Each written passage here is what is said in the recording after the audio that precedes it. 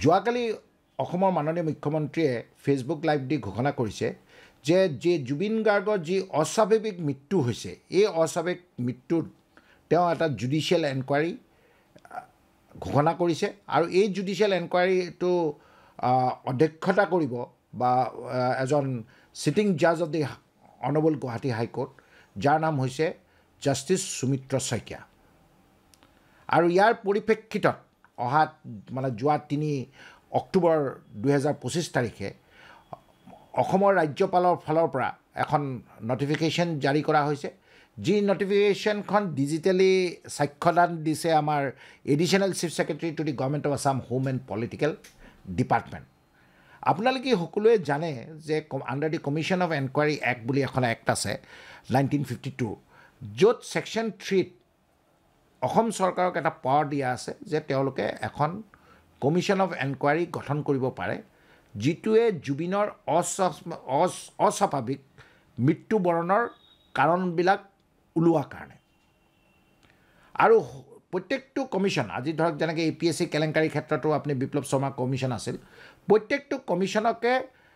কিছুমান terms of reference দিয়ে যিটো পৰিসীমাৰ ভিতৰত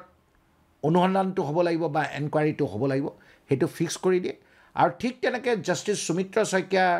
কমিশ্যনটো যোনে জুবিনৰ অস্বাভাৱিক মৃত্যুটো এনকুৱাৰী কৰিব তাৰো পৰিসীমা বান্ধি দিছে 4টা পৰিসীমা বান্ধি দিছে আৰু কৈছে যে এই ৰিপৰ্টটো অহা 6 মাহৰ ভিতৰত দাখিল কৰিবলৈ এটা অনুৰোধ কৰিছে যিটো 4টা পইণ্ট অফ ৰেফাৰেঞ্চ আছে মই প্ৰথম পইণ্ট অফ ৰেফাৰেঞ্চটো কৈ দিছোঁ যে ফাৰ্ষ্ট পইণ্ট অফ ৰেফাৰেঞ্চত কৈছে যে two এনকুৱায়াৰ into the facts and circumstances leading to the death of Jubin Garg তাৰমানে সকলো যি মানে ঘটনাৰ লগত জড়িত সকলো যিবিলাক মানে তথ্য বা সাৰ্কামষ্টেন্সেছ এই গোটেইবিলাক এই ন্যায়াধীশৰ দ্বাৰা দি এনকুৱাৰী এটা কৰিব 2 নম্বৰ হ'ল যে এই ঘটনাৰ যিটো আগৰ সিকুৱেন্স অফ ইভেন্টছ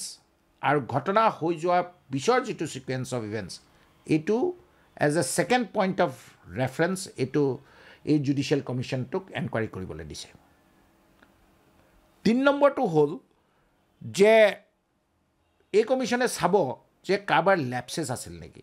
কাৰোবাৰ ওমিশ্যন আছিল নেকি বা কাৰোবাৰ কমিশ্যন আছিল নেকি বা কাৰোবাৰ নেগলিজেঞ্চ আছিল নেকি সেইটো কোনোবা ব্যক্তিগত ইণ্ডিভিজুৱেলো হ'ব পাৰে কোনো অৰ্গেনাইজেশ্যনো হ'ব পাৰে বা কোনো অনুষ্ঠান এই ঘটনাটোৰ লগত জড়িত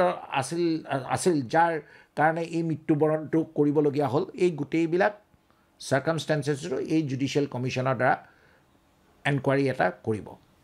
4 নম্বৰটো হ'ল যে কিছুমান এক্সটাৰ্নেল ফেক্টৰ্ছৰ কথা কৈছে এই কমিশ্যনটো পইণ্ট অফ ৰেফাৰেঞ্চত এনকুৱাৰী কৰিব পাৰিব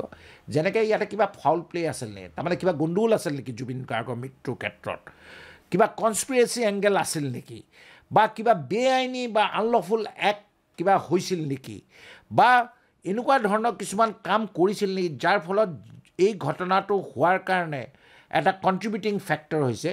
এই গোটেইবিলাক এই জুডিচিয়েল কমিশ্যনটোৱে এনকুৱাৰী কৰি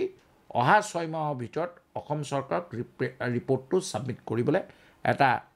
নিৰ্দেশ জাৰি কৰিছে আৰু আজিৰ পৰা যদি আপুনি ছমাহ কৰে তেতিয়া এপ্ৰিলৰ সেই প্ৰথম সপ্তাহত এই ছমাহটো উকলি যাব যেতিয়া এখন কমিশ্যনৰ ৰোলটো কি হয় কমিশ্যনে ধৰক যেনেকৈ পুলিচ এতিয়া জুবিনৰ মৃত্যুৰ কাৰণে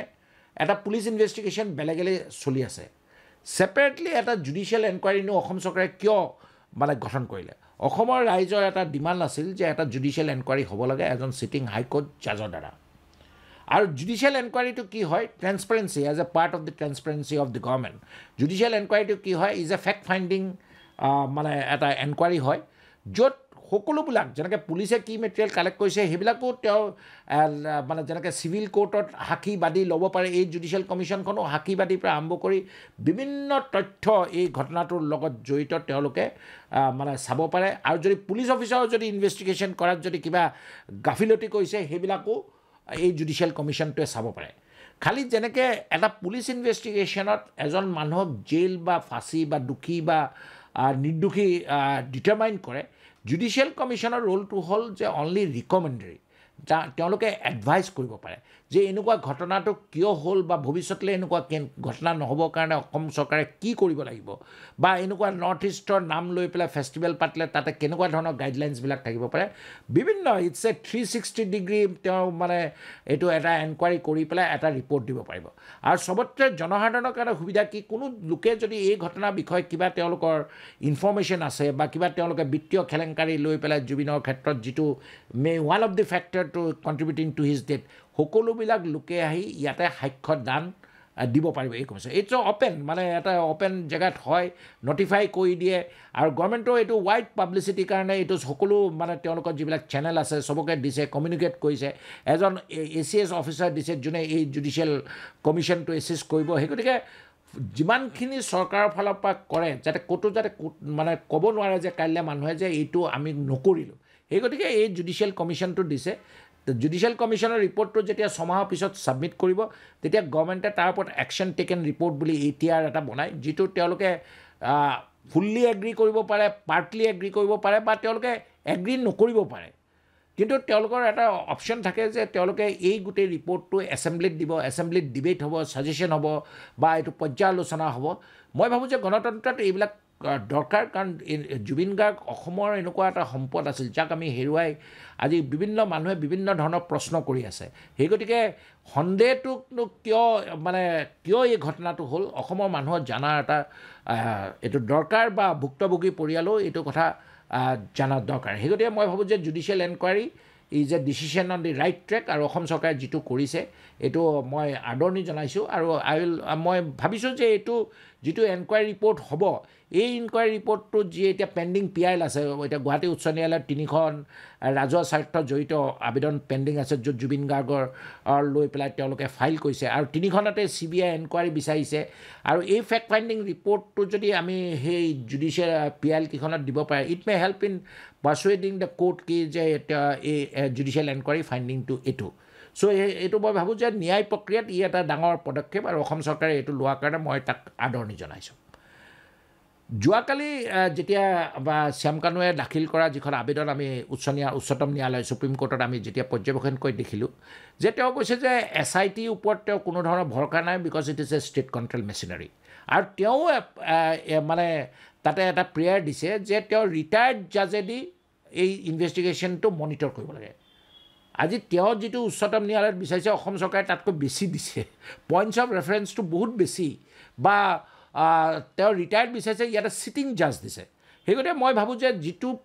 প্ৰেয়াৰ মানে সুপ্ৰিম কোৰ্টত অসম চৰকাৰৰ ফালৰ পৰা মাত্ৰ মানে তেওঁলোকৰ ক'বলৈ সুবিধা হ'ব বা আৰ্গুমেণ্ট কৰিবলৈ সুবিধা হ'ব যে আমি অলৰেডি তেওঁ যিটো বিচাৰিছে এই ৰিলিফটো অলৰেডি আমি তেখেতক দিয়া হৈছে আৰু এটা কথা মই মন কৰিছোঁ এই পিটিশ্যনখনত যেতিয়া যোৱাকালি যেতিয়া মানে 145 পেজ 141 পেজৰ যেতিয়া পিটিশ্যন এখন চাই আপুনি প্ৰত্যেকটো পইণ্ট তন্নকৈ চোৱা সময় নাছিল যোৱাকালি এতিয়া যেতিয়া আমি ফাৰ্ডাৰ যেতিয়া এনালাইচিছ কৰি দেখিছোঁ যে তেওঁ যিটো প্ৰেয়াৰ কৈছে যে তেওঁ ইনভেষ্টিগেশ্যনটো CBI কৰিব লাগে নহ'লে নেশ্যনেল ইনভেষ্টিগেটিং এজেঞ্চি দিব লাগে নেশ্যনেল ইনভেষ্টিগেশ্যন এজেঞ্চিটো তেওঁ এইকাৰণে কৈছে যে এইটো বা CBI কথা কৈছে যে এইটো দুখন দেশৰ হয় সেই গতিকে এই দুটা অৰ্গেনাইজেশ্যনৰ তেওঁ নাম লৈছে কিন্তু নেশ্যনেল ইনভেষ্টিগেশ্যন এজেঞ্চিয়ে এনেকুৱা ধৰণৰ মাৰ্ডাৰ কেছবিলাক ইনভেষ্টিগেশ্যন কৰা তেওঁলোকৰ পাৱাৰ নাই তেওঁলোকৰ নেশ্যনেল ইনভেষ্টিগেশ্যনটো যেতিয়া বম্বে এটেকটো হৈছিল 26/11 যিটো বম্বে এটেক হৈছিল তাৰপিছত গঠন কৰা এটা অৰ্গেনাইজেশ্যন ভাৰতবৰ্ষত তেওঁলোকৰ মেইন অফিচটো দিল্লীত আছে আৰু দুটা জনেৰেল অফিচ আছে এটা গুৱাহাটীত আছে আৰু এটা জম্মু এণ্ড কাশ্মীৰ আছে তেওঁলোকে অকল শিডিউল অফেন্সবিলাকহে ইনভেষ্টিগেট কৰিব পাৰে যিটো কাউণ্টাৰ টেৰৰিজিম হ'ব ফাণ্ডিং অফ টেৰৰিজিম ৱেজিং of war against the government unlawful activities act arms act এনেকুৱা ধৰণৰ তেওঁতে একখনতে স্পেচিফাই কৰা আছে এখন শিডিউলত কি ধৰণৰ ইনভেষ্টিগেশ্যন কৰিব পাৰে আৰু নেশ্যনেল ইনভেষ্টিগেটিং এজেঞ্চি ভাৰতবৰ্ষৰ এইখিনিতে আৰু এটা কথা উল্লেখ কৰি থৈছোঁ যে তেওঁলোকৰ আজিলৈকে যিটো ষ্টেটিষ্টিক্স চাই conviction is around 95%. CBI is again another organization. CBI is better equipped to deal with forensic evidence, digital evidence. এইবিলাক ক্ষেত্ৰত CBI expertise to অসম পুলিচতকৈ বেছি বা তেওঁলোকৰ অলৰেডি কিছুমান যিবিলাক ইণ্টাৰনেশ্যনেল বাউণ্ডাৰীজত যিবিলাক ইনভেষ্টিগেশ্যন কৰিছে তেওঁলোকৰ অফিচাৰবিলাক বেছি এক্সপিৰিয়েঞ্চ আৰু যিদৰে অসমৰ মুখ্যমন্ত্ৰীয়ে কৈছিল যে দৰকাৰ পৰিলে তেওঁ CBI এনকুৱাৰীটো দি দিব যদি CBI এনকুৱাৰী দি দিয়ে তেতিয়াহ'লে যিবিলাক এই পিটিশ্যন ফাইল কৰিছে হাইকোৰ্ট বা সুপ্ৰিম কোৰ্টত ফাইল কৰিছে, যিটো CBI এনকুৱাৰী লৈছে, সেইটো তাতে আৰু কোনো ধৰণৰ ফাৰ্ডাৰ এডজুডিকেশ্যন নহ'ব। এতিয়া আমি যিখন 3খন ৰাজহুৱা স্বাৰ্থ জড়িত আবেদন আছে, সেইটো নৱেম্বৰ মাহত গুৱাহাটী উচ্চ ন্যায়ালয়ত লিষ্টিং হ'ব।